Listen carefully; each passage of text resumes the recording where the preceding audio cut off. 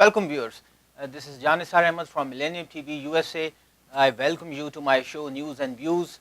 Viewers, as you know, the events going on the political landscape, they have been they have been rocking the entire world, and they have been received by virtually everybody, and you can see the newspapers and TV channels buzzing with those headlines. Viewers, one of the latest developments in a flurry of those headlines is that former ExxonMobil chief CEO Rex Tillerson, he was confirmed yesterday to be the next U.S. Secretary of State.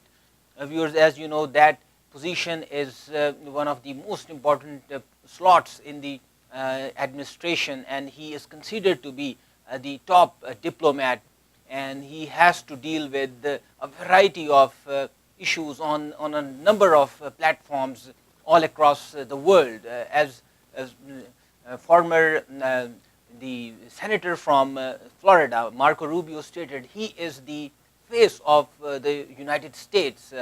He is the spokesman, the statesman, and he is like so many individuals and so many offices and positions packed into one role, one office. That is the Secretary of State. Viewers, what challenges would he be facing? He would be like faced with a whole plethora of problems that he would be facing, and he, of course, there is this thing going on like with the Obama administration, because the Republicans, they naturally and they traditionally, they they like to have their own policies, and they do not want to follow on the what the previous administration is doing. That is a very natural outcome, and but this time around, the Republicans, they have vowed to follow their own course and not to tread in former President Obama's path. And this is what where the challenges lie, because now again these are the issues that have divided the Republicans from the Democrats, because they were the main issues that were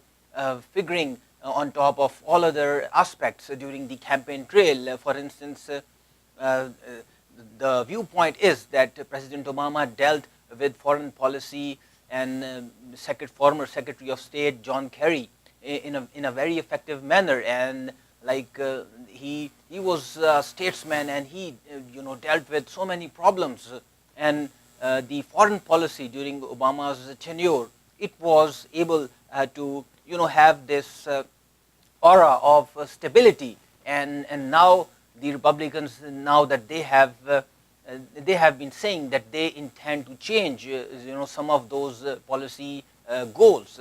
What would be one of the biggest challenges lying ahead for Rex Tillerson? Of course, one of the those problems is that he has to deal with the with the fallout of the travel ban restriction, because primarily this has created quite a confusion, and it has generated some criticism from different segments of the American public. For instance, there have been companies, big corporations, saying that they are not happy with the travel restriction, because their employees, they have been prevented from coming into the United States, and so on. But most importantly, the job of the Secretary of State is to strike a balance in so far as the U.S. foreign policy is concerned, because it deals with so many issues. It is so all encompassing that there has to be an image of somebody who is taking things in a stride, and who really knows how to maintain the balance. So that is where Rex Tillerson really comes in. He is considered to be a very knowledgeable professional, and as President Trump stated, that all his life's experience, it has developed and enabled him for this crucial position. So he would that would be his challenge to mitigate the effects of the travel restriction, and it would be his job to come on to the platform and tell the people that the travel restriction is a necessary aspect of securing the American public and public ensuring public safety, that the vetting process placed by the previous administrations, that perhaps they were not enough in preventing anyone with evil intentions. So all these aspects, he would have to handle them, from his own point of view, and also from the State Department's view, and tell the public that it really is in the best interest of the United States. Also, viewers, he would have to handle the spat with Australian Prime Minister Malcolm Turnbull. Recently, President Trump he talked to the Australian Prime Minister, and there seemed to be quite an argument, perhaps, during the phone call, because the Australian Prime Minister, he was referring to a deal that had been secured during the Obama administration with Australia, and under that deal now there are close to 1,000 refugees who would be given over to the U.S., who they would be allowed to come over to the United States, but they have to go through the the vetting process. And President Trump, he also made a very logical point in saying that why should, or why would the U.S. take those people who are right now in detention centers in Australia. And most important of all, this refers to the fact that those people, they were illegal aliens, they were illegal migrants. They were somehow able to cross into the Australian borders through illegal means, and they were detained.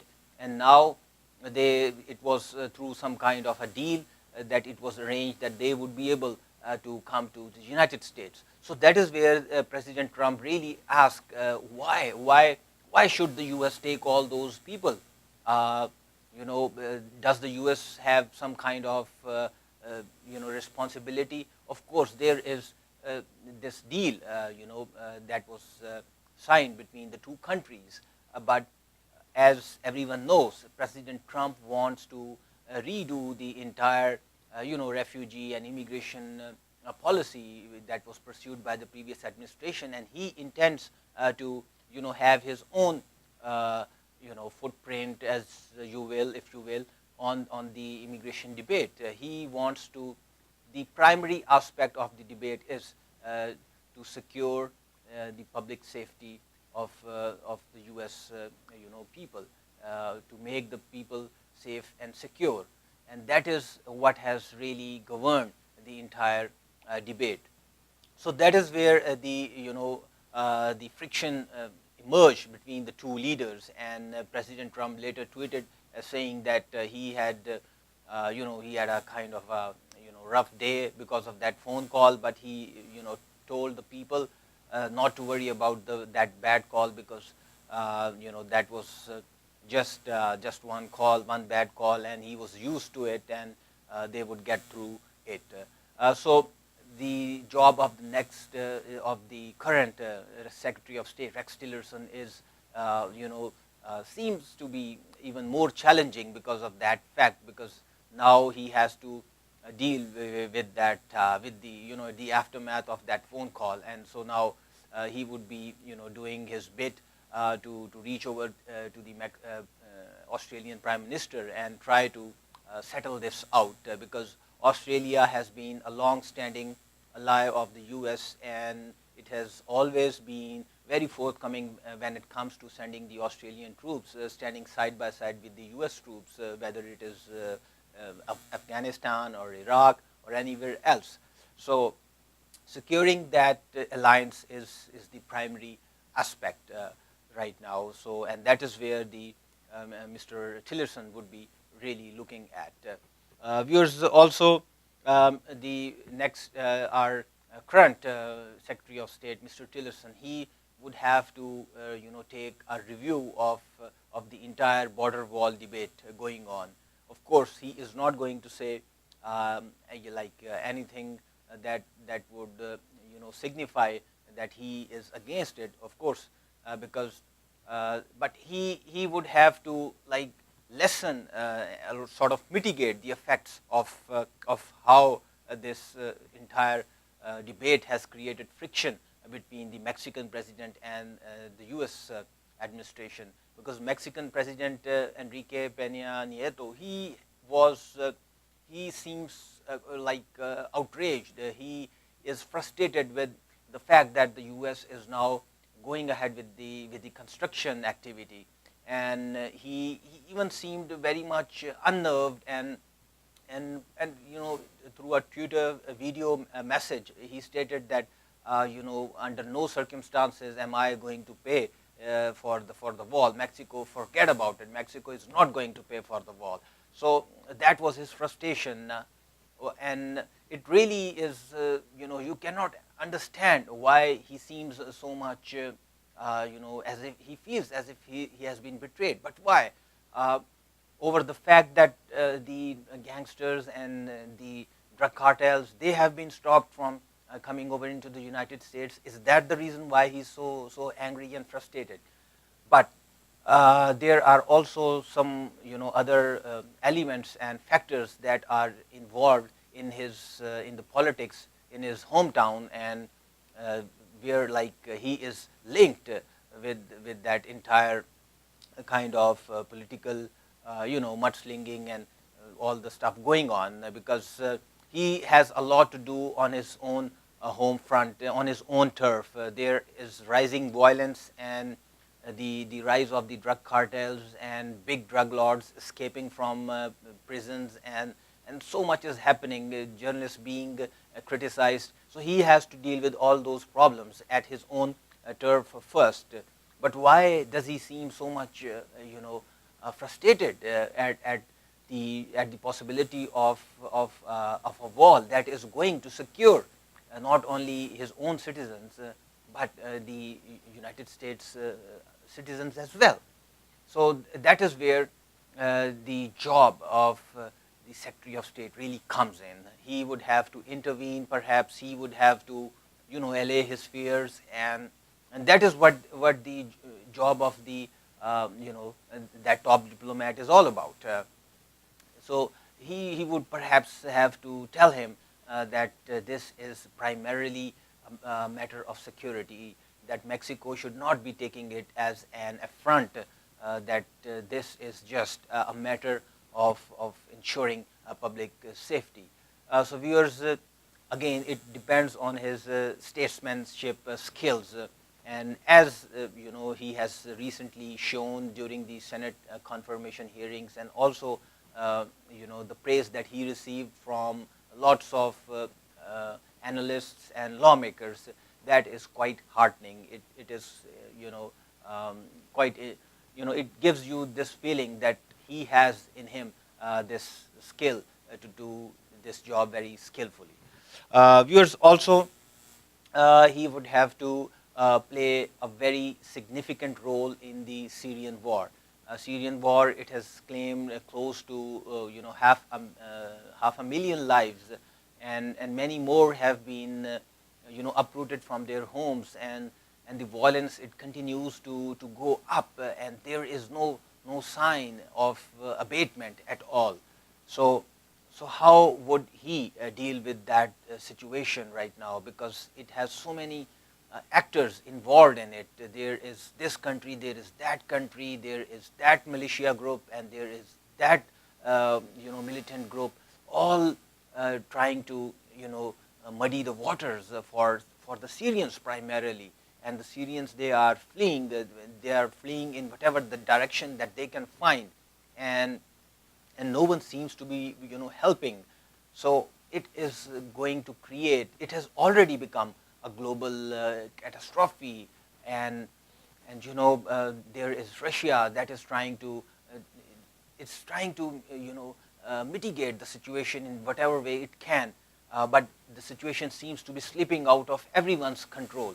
So his position as the Secretary of State, he would have to perhaps take a look and review of the entire situation and see to it that the actors, the foreign countries, the non-state actors, that they are contained, that they are prevented from, creating a disturbance in Syria, and also the militias, the non-state small actors and groups who are under no one's control and who are engaged in deadly, dangerous activities. They would have to be stopped.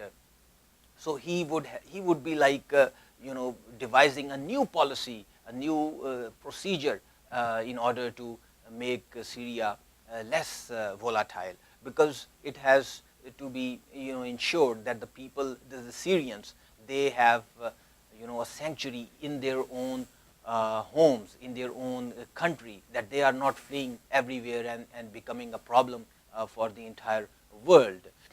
So viewers, also as the next, in fact, Secretary of State Rex Tillerson, one of the big problems that he would have to face is like how he would try to reach out towards Russia, because as the former CEO of ExxonMobil, he was engaged in in business activities, and he knew what he was doing, and he did it very well. But this job is totally a different proposition. Russia, as you know, recently it had differences with the previous administration, which placed a set of sanctions on Russia for what it said were a very precise attempt to meddle into the U.S.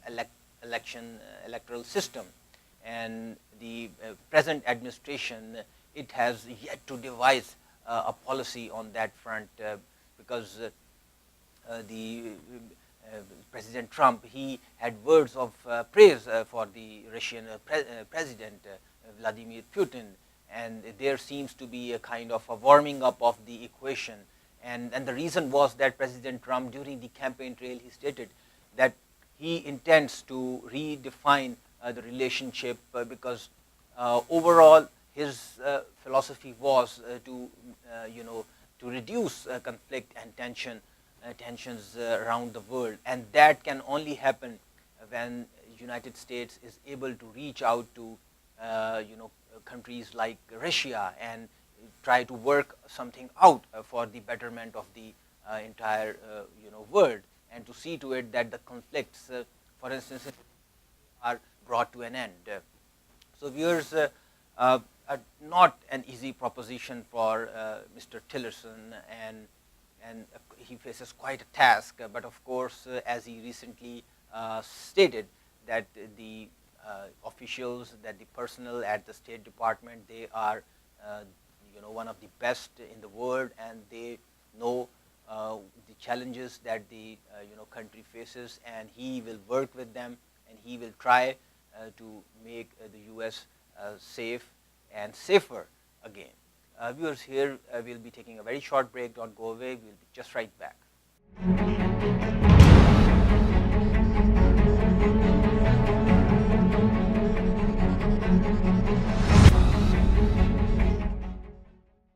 Welcome back, viewers. In this section, we would try to bring some humor and some life to our show, maybe in order to cheer you up. So what really happened the other day was that President Trump, during the National Prayer Breakfast, he sort of veered off the script a little bit. Well, that is what he usually do. So he veered off the script, and he really asked the audience, the legislators, and the religious faith leaders and other people who had gathered there, and he requested them to pray for Arnold Schwarzenegger show The Apprentice, so that his ratings could go up, because the ratings are going down right now, and the show is not as popular as it was during his own tenure as the one of the leading actors in that show. So, viewers, President Trump stated that the show is really losing its popularity, and he stated that we all know how that turned out, and I just want to pray for Arnold for those ratings, and the ratings went down the tubes. He stated, viewers, President Trump left the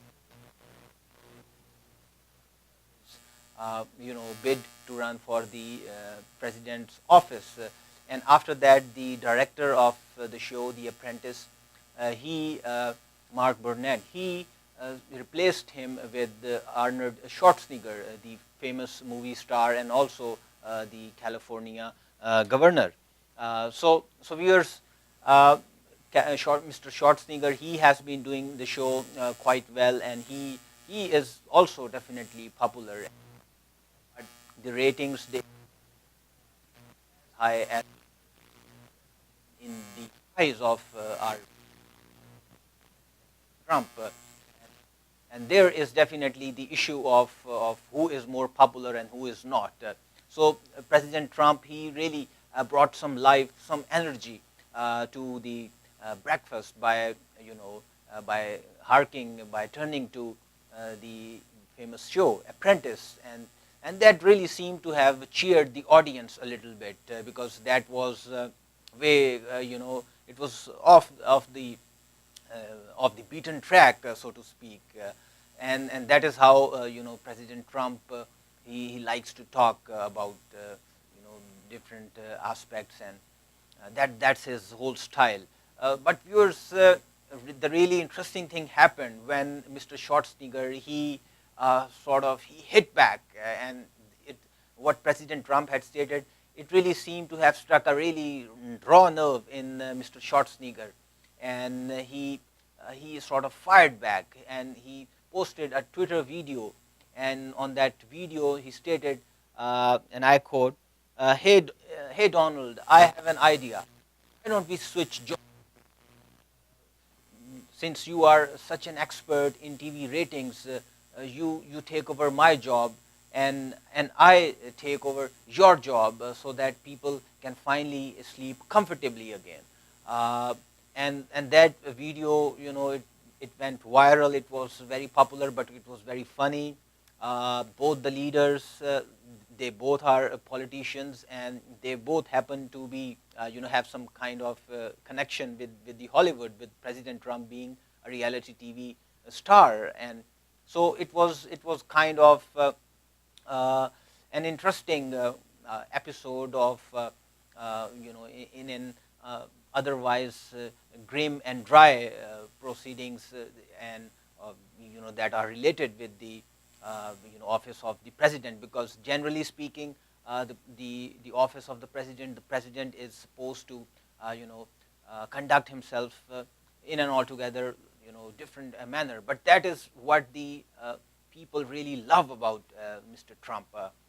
This is why they have elected him to office, and the fact that he continues to be non-traditional, he continues to be unorthodox, and it was his unorthodox approach during the campaign trail that people were able to judge him and really see in him the kind of leader that they wanted, because they, for instance, his statements on regarding cutting the size of the government, saying that I would drain the swamp, and that was just like one statement, but on a whole variety of issues, he had been striking a tone that clearly set him apart from what the people were normally used to seeing.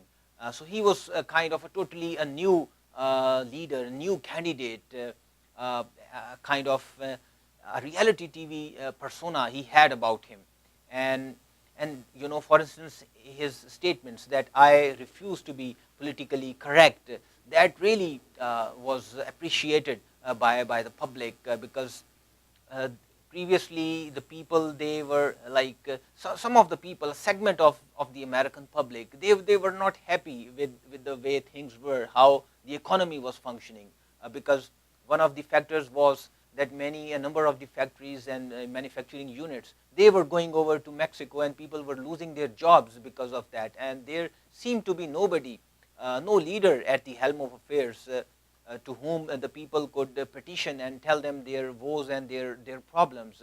So when a factory would shut down, the people would just lose their jobs. The people who had been working in those plants for like 20, 25 years, they would just come back one day, and they would have, their entire world would have collapsed. So there is a reason to believe that America at this time and a few months ago, it was in search of a kind of a leader who could find solutions to all these problems, who could really listen to them, and who was non-traditional, who was not politically correct but correct at the same time, and who had his own approach of dealing with the problems. For instance, one of his biggest traits is the fact that he was able to sell this idea to the American public that since I have been a successful entrepreneur and I have built my entire empire virtually from scratch, and see how successful I am. There goes my jet, and there goes my golf clubs, and there are my hotels, and this and that. So as a leader, President Trump was able to to tell the public that he would ensure the same kind of success for those people, for the American public. So the idea was that if I can do this for myself, I can do it for you as well. And that really, the idea really struck, and it sold. The people bought this idea, and then they headed for the polling booths, and they voted for him. Of course, that is why we see the frustration of the blue-collar American. It has also, it seems to be coming to an end, and that is a very significant factor in determining the direction of the politics, because he was seen as somebody who was pro, blue-collar workers. And for instance, some of the latest polls coming up, they state the fact that the economic growth, particularly in the manufacturing sector, it has really shot up during this current month, during the month of January. So it has shown a very positive outlook. It is the economy is looking up, the economic engine is moving forward. And why is that? It is very, very obvious. You do not know what's going to happen in the long term, but at least in the short term, what we are seeing, what the American public really is seeing, is the fact that the factories, they are hiring more people. Big giants such as Ford, they have totally scrapped their plans to open factories overseas, and now they are pouring in all of that money into the U.S. Mainland. They are opening factories here. For instance, Ford is now opening up a factory in Michigan, investing close to $700 million US, and that would provide jobs to 700 people. Similarly, there is this company called Sprint, and a number of other companies, tech-related companies. They all are now, falling into the line. And why falling into the line is because previously these companies, it seemed that there could be no power on earth that could stop these companies from moving overseas and just depriving these bright American people from their livelihoods. It seemed that the forces of globalization, they were so strong, and because and that this phenomena could not stop. The factories, the corporations, they were just going out of the United States, and just to make profit.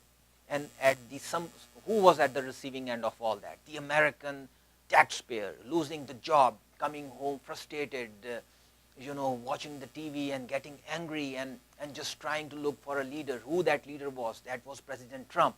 And we recently saw that President Trump, he held a meeting of the CEOs of one of the biggest corporations in the US, and he very categorically told them that if you move out, we are going to slap a border tax on you. And that border tax was, it was supposed to be as high as 35%, So you can imagine the fear that it would have instilled in those leaders, and perhaps that could be one of the reasons why those leaders, they scrapped their plans, and they are now putting America first, putting Americans first, providing jobs to the U.S. taxpayers, to the U.S. unemployed people. It is now their priority.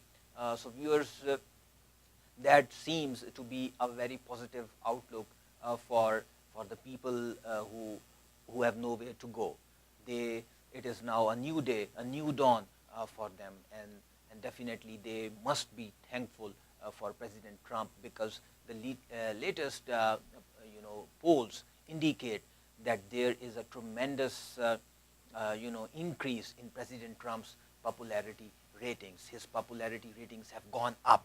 He is more popular day by day with the policies that he is taking, whether it is immigration, or it is trade, or it is trade with China, or it is an attempt to contain the rise of Iran. People agree with what he is doing, and that is really positive. Break, don't go anywhere. We'll be just right back.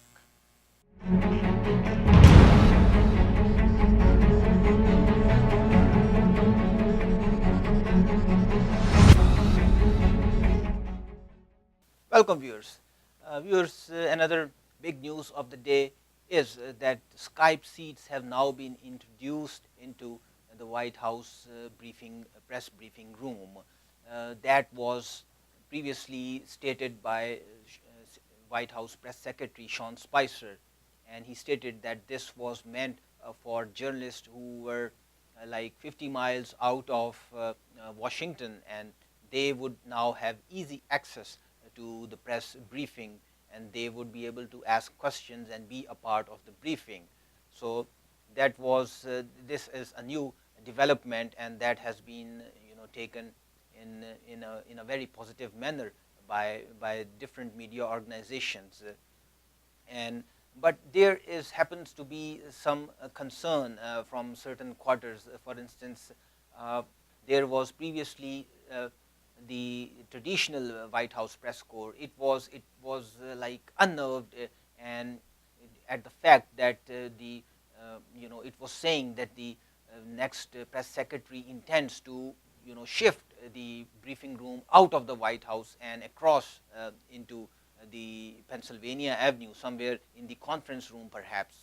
So that would and it would really limit their proximity to the briefing room and to the press secretary himself.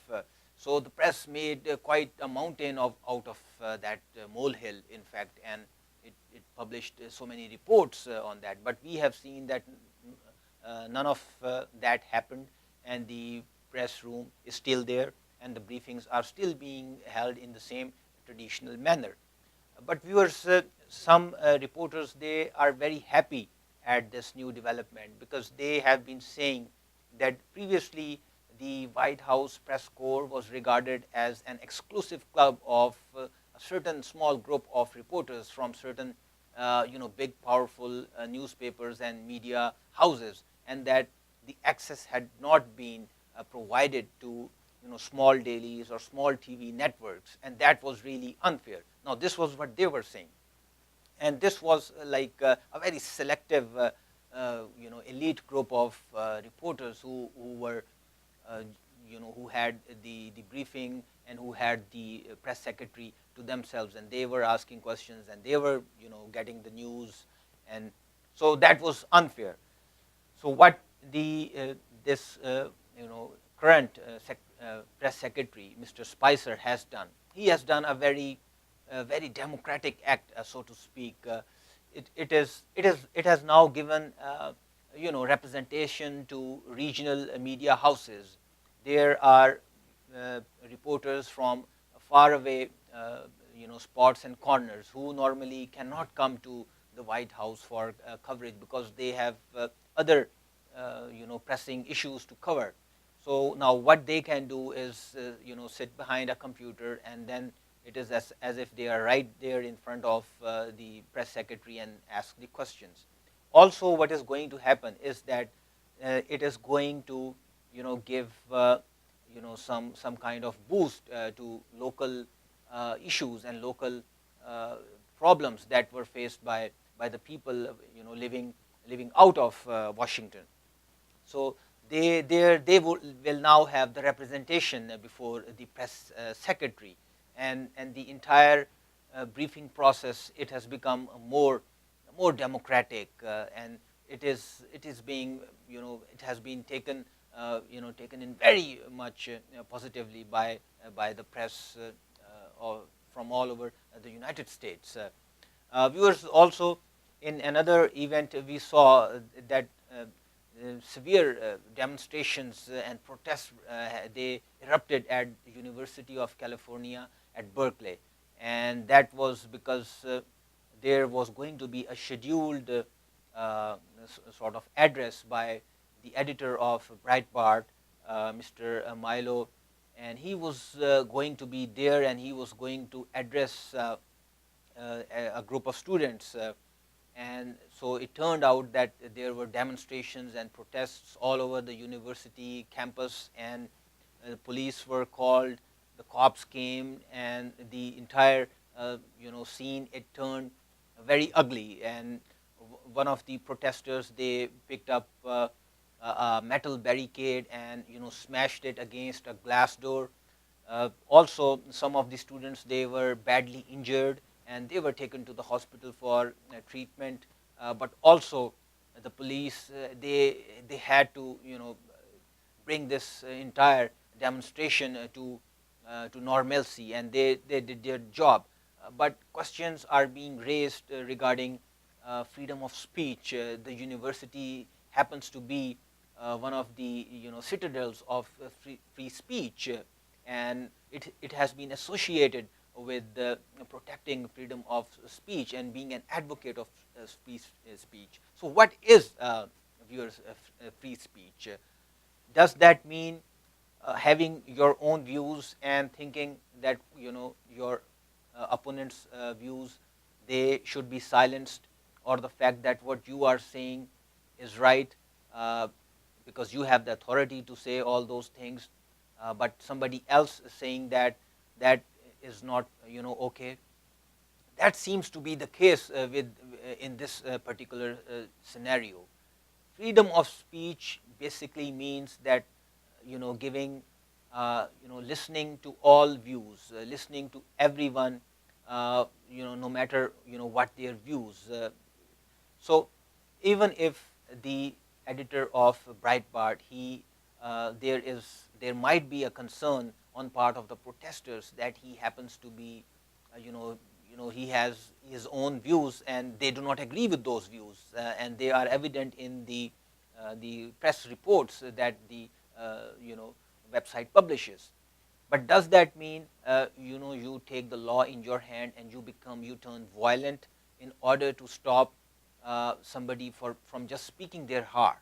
They are just making a speech, and they should have all the liberty and all the freedom to say whatever they want to say on the university campus.